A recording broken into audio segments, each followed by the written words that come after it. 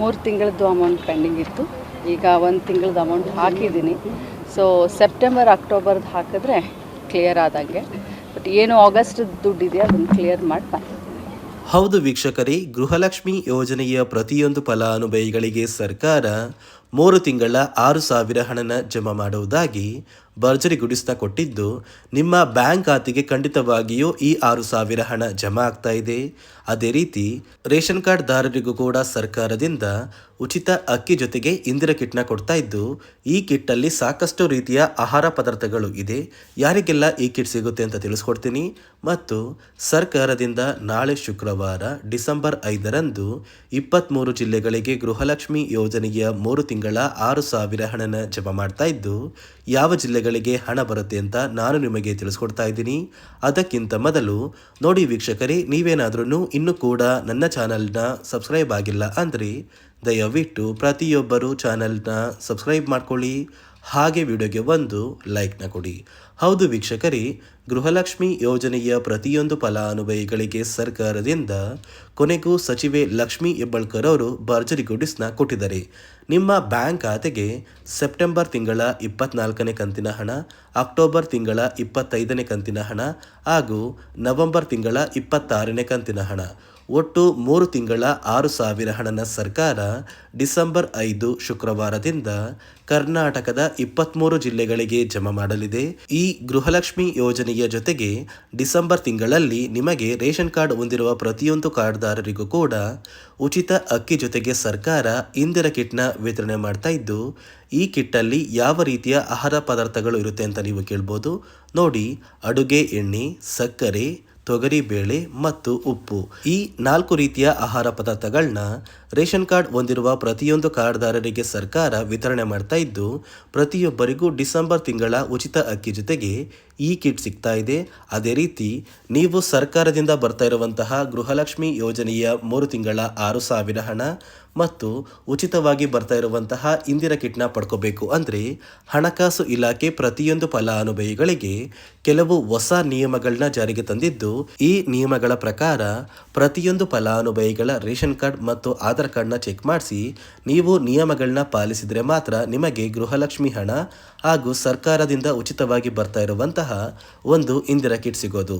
ಒಂದು ವೇಳೆ ಯಾರೆಲ್ಲ ಈ ನಿಯಮಗಳನ್ನ ಪಾಲಿಸಿಲ್ಲ ಅಂತಹ ಫಲಾನುಭವಿಗಳಿಗೆ ಈ 2 ಸೌಲಭ್ಯಗಳು ಕ್ಯಾನ್ಸಲ್ ಆಗುತ್ತೆ ಅಂತ ಸರ್ಕಾರ ಆದೇಶನ ಕೊಟ್ಟಿದ್ದು, ಈಗಾಗಲೇ ಸಾಕಷ್ಟು ಫಲಾನುಭವಿಗಳಿಗೆ ಈ ಸೌಲಭ್ಯಗಳು ಕ್ಯಾನ್ಸಲ್ ಆಗಿದ್ದ ಕೂಡ ಸರ್ಕಾರ ಕೆಲವೊಂದು ಜನರ ಒಂದು ಪಟ್ಟಿಯನ್ನು ಕೂಡ ಬಿಡುಗಡೆ ಮಾಡಿದೆ. ಹಾಗಾದರೆ ಬನ್ನಿ ವೀಕ್ಷಕರೇ, ಯಾರಿಗೆಲ್ಲ ಹಣ ಮತ್ತು ಈ ಸೌಲಭ್ಯ ಸಿಗ್ತಾ ಇಲ್ಲ ಮತ್ತು ಸರ್ಕಾರ ಜಾರಿಗೆ ತಂದಿರುವ ಆ ನಿಯಮಗಳು ಏನು ಅಂತ ಕೂಡ ನಾನು ನಿಮಗೆ ತಿಳಿಸ್ಕೊಡ್ತಾ ಇದ್ದೀನಿ. ಅದಕ್ಕಿಂತ ಮೊದಲು ನೋಡಿ ವೀಕ್ಷಕರೇ, ನಾಳೆ ಶುಕ್ರವಾರ ಡಿಸೆಂಬರ್ 5ರಂದು ಕರ್ನಾಟಕದ ಒಟ್ಟು 23 ಜಿಲ್ಲೆಗಳಿಗೆ ಹಣ ಜಮಾ ಆಗ್ತಾ ಇದ್ದು, ಯಾವ ಜಿಲ್ಲೆಗಳಿಗೆ ಹಣ ಬರ್ತಾ ಇದೆ ಅಂದರೆ ಬಾಗಲಕೋಟೆ, ಬೆಂಗಳೂರು ನಗರ, ಬೆಂಗಳೂರು ಗ್ರಾಮಾಂತರ, ಬೆಳಗಾವಿ, ಬಳ್ಳಾರಿ, ಬೀದರ್, ಬಿಜಾಪುರ, ವಿಜಯನಗರ, ಚಾಮರಾಜನಗರ, ಚಿಕ್ಕಬಳ್ಳಾಪುರ, ಚಿಕ್ಕಮಗಳೂರು, ಚಿತ್ರದುರ್ಗ, ದಕ್ಷಿಣ ಕನ್ನಡ, ದಾವಣಗೆರೆ, ಧಾರವಾಡ, ಗದಗ, ಕಲಬುರಗಿ, ಹಾಸನ, ಹಾವೇರಿ, ಕೊಡಗು, ಕೋಲಾರ, ಕೊಪ್ಪಳ, ಮಂಡ್ಯ, ಮೈಸೂರು, ರಾಯಚೂರು, ರಾಮನಗರ, ಶಿವಮೊಗ್ಗ, ತುಮಕೂರು, ಉಡುಪಿ, ಉತ್ತರ ಕನ್ನಡ ಮತ್ತು ಯಾದಗಿರಿ, ಈ 23 ಜಿಲ್ಲೆಗಳ ಪ್ರತಿಯೊಂದು ಫಲಾನುಭವಿಗಳಿಗೆ ಸರ್ಕಾರ ಗೃಹಲಕ್ಷ್ಮಿ ಯೋಜನೆಯ 3 ತಿಂಗಳ 6,000 ಹಣನ ಡಿಸೆಂಬರ್ 5ರಿಂದ ಜಮಾ ಮಾಡಲಿದೆ. ನೋಡಿ ವೀಕ್ಷಕರೇ, ಈ 6,000 ಹಣನ ನೀವು ಪಡ್ಕೋಬೇಕು ಅಂದರೆ ಇಲ್ಲಿಯವರೆಗೂ ಸರ್ಕಾರದಿಂದ ಜಮಾ ಆಗಿರುವ ಒಟ್ಟು 23 ಕಂತಿನ ಹಣನ ಪಡ್ಕೊಂಡಿದ್ರೆ ಮಾತ್ರ ಈ 6,000 ಹಣ ಬರುತ್ತೆ. ಒಂದು ವೇಳೆ ಸಾಕಷ್ಟು ತಿಂಗಳ ಹಣ ಪೆಂಡಿಂಗ್ ಇದ್ರೆ ನಿಮ್ಮ ಬ್ಯಾಂಕ್ ಖಾತೆಗೆ ಯಾವುದೇ ರೀತಿಯ ಗೃಹಲಕ್ಷ್ಮಿ ಯೋಜನೆಯ ಹಣ ಜಮಾ ಆಗೋದಿಲ್ಲ. ನೋಡಿ ಸ್ನೇಹಿತರೆ, ಈ ಬಾರಿ ಸುಮಾರು 1 ಲಕ್ಷಕ್ಕಿಂತ ಅಧಿಕ ಫಲಾನುಭವಿಗಳ ಬ್ಯಾಂಕ್ ಖಾತೆಗೆ ಸರ್ಕಾರ ಗೃಹಲಕ್ಷ್ಮಿ ಯೋಜನೆಯ ಹಣನ ಜಮಾ ಮಾಡ್ತಾ ಇಲ್ಲ. ಕಾರಣ ಏನು ಅಂದರೆ, ನಿಮ್ಮ ಬ್ಯಾಂಕ್ ಖಾತೆಗೆ ಡಿಬಿಟಿ ಮೂಲಕ ಹಣ ಜಮಾ ಮಾಡುವಂತಹ ಸಂದರ್ಭದಲ್ಲಿ ಸರ್ಕಾರ ಸಾಕಷ್ಟು ಫಲಾನುಭವಿಗಳ ಒಂದು ಬ್ಯಾಂಕ್ ಖಾತೆಗೆ ಹಣ ಜಮಾ ಮಾಡೋದನ್ನು ಕ್ಯಾನ್ಸಲ್ ಮಾಡಿದೆ. ಯಾಕಂದರೆ ಇತ್ತೀಚೆಗೆ ಹಣಕಾಸು ಇಲಾಖೆ ಜಾರಿಗೆ ತಂದಿರುವ 5 ನಿಯಮಗಳ ಆಧಾರದ ಮೇಲೆ ಪ್ರತಿಯೊಂದು ಫಲಾನುಭವಿಗಳಿಗೆ ಸರ್ಕಾರ ಈ ಒಂದು ಹಣನ ಜಮಾ ಮಾಡ್ತಾ ಇದ್ದು, ಯಾರೆಲ್ಲ ಫಲಾನುಭವಿಗಳು ಈ ನಿಯಮಗಳನ್ನ ಪಾಲಿಸಿಲ್ಲ ನಿಮ್ಮ ಬ್ಯಾಂಕ್ ಖಾತೆಗೂ ಕೂಡ ಹಣ ಜಮಾ ಆಗೋದಿಲ್ಲ. ಹಾಗಾದರೆ ಬನ್ನಿ ಸ್ನೇಹಿತರೆ, ಸರ್ಕಾರ ಜಾರಿಗೆ ತಂದಿರುವ ಆ 5 ಹೊಸ ನಿಯಮಗಳು ಏನು ಅಂತ ನಾನು ನಿಮಗೆ ತಿಳಿಸ್ಕೊಡ್ತಾ ಇದ್ದೀನಿ. ನೋಡಿ ಸ್ನೇಹಿತರೆ, ಮೊದಲನೆಯ ಒಂದು ನಿಯಮ ಬಂದು ಸಾಕಷ್ಟು ಫಲಾನುಭವಿಗಳು ಹೊಂದಿರುವಂತಹ ಒಂದು ರೇಷನ್ ಕಾರ್ಡ್ ಏನಿದೆ, ಆ ಒಂದು ರೇಷನ್ ಕಾರ್ಡ್ನ ಮನೆಯ ಸದಸ್ಯರ ಪ್ರತಿಯೊಬ್ಬರ ಒಂದು ಆಧಾರ್ ಕಾರ್ಡ್ನ ನಿಮ್ಮ ರೇಷನ್ ಕಾರ್ಡ್ಗೆ ಕಡ್ಡಾಯವಾಗಿ ಲಿಂಕ್ ಮಾಡಿಸ್ಬೇಕು.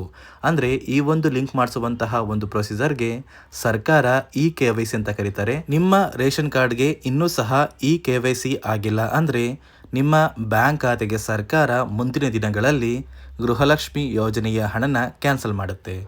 ಅದೇ ರೀತಿ ಎರಡನೆಯ ಒಂದು ನಿಯಮ ಬಂದು ಸಾಕಷ್ಟು ಫಲಾನುಭವಿಗಳು ಕಳೆದ 3 ತಿಂಗಳಿಂದ ಸರ್ಕಾರದಿಂದ ಬರ್ತಾ ಇರುವಂತಹ ಒಂದು ರೇಷನ್ ಏನಿದೆ, ಅಂದರೆ ಉಚಿತ ಅಕ್ಕಿ ಏನಿದೆ, ಈ ಒಂದು ರೇಷನ್ನ ಪಡ್ಕೋತಾ ಇಲ್ಲ. ಒಂದು ವೇಳೆ ಕಳೆದ 3 ತಿಂಗಳಿಂದ ನೀವು ರೇಷನ್ನ ಪಡ್ಕೊಂಡಿಲ್ಲ ಅಂದರೆ ಸರ್ಕಾರ ನಿಮ್ಮ ಬಳಿ ಇರುವಂತಹ ಒಂದು ರೇಷನ್ ಕಾರ್ಡ್ನ ಕ್ಯಾನ್ಸಲ್ ಮಾಡುತ್ತೆ. ನಿಮ್ಮ ರೇಷನ್ ಕಾರ್ಡ್ನ ಸರ್ಕಾರ ಕ್ಯಾನ್ಸಲ್ ಮಾಡಿದರೆ ನಿಮ್ಮ ಬ್ಯಾಂಕ್ ಖಾತೆಗೆ ಗೃಹಲಕ್ಷ್ಮಿ ಯೋಜನೆಯ ಹಣ ಇರ್ಬೋದು ಮತ್ತು ಸರ್ಕಾರದಿಂದ ಬರುವಂತಹ ಒಂದು ಸೌಲಭ್ಯಗಳನ್ನ ನೀವು ಕಳ್ಕೋಬೇಕಾಗುತ್ತೆ.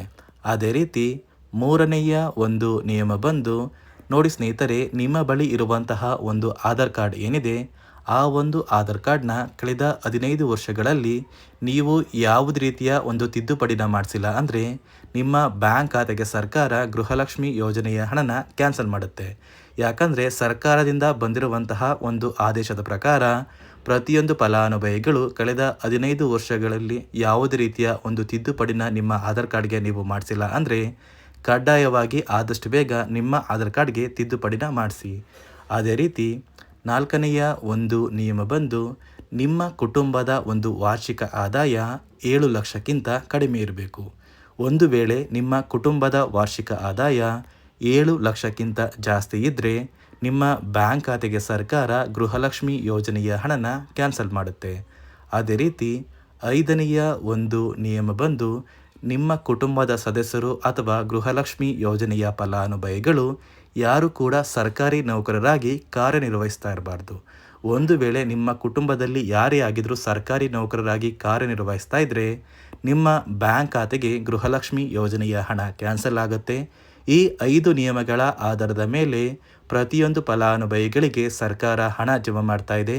ಒಂದು ವೇಳೆ ನೀವು ಈ 5 ನಿಯಮಗಳನ್ನ ಪಾಲಿಸಿಲ್ಲ ಅಂದರೆ ನೀವು ಕೂಡ ಗೃಹಲಕ್ಷ್ಮಿ ಯೋಜನೆಯ ಹಣದಿಂದ ವಂಚಿತರಾಗಬೇಕಾಗುತ್ತೆ. ನೋಡಿ ವೀಕ್ಷಕರೇ, ಕೊನೆಗೂ ಸರ್ಕಾರದಿಂದ ನಾಳೆ ಶುಕ್ರವಾರ ಡಿಸೆಂಬರ್ 5ರಂದು ಗೃಹಲಕ್ಷ್ಮಿ ಯೋಜನೆಯ 3 ತಿಂಗಳ 6,000 ಹಣನ ಜಮಾ ಮಾಡ್ತಾ ಇದ್ದು, ಆದಷ್ಟು ಬೇಗ ಪ್ರತಿಯೊಂದು ಫಲಾನುಭವಿಗಳು ನಿಮ್ಮ ಬ್ಯಾಂಕ್ ಖಾತೆಗೆ ಈ ಒಂದು ಹಣನ ಪಡ್ಕೋತೀರಾ.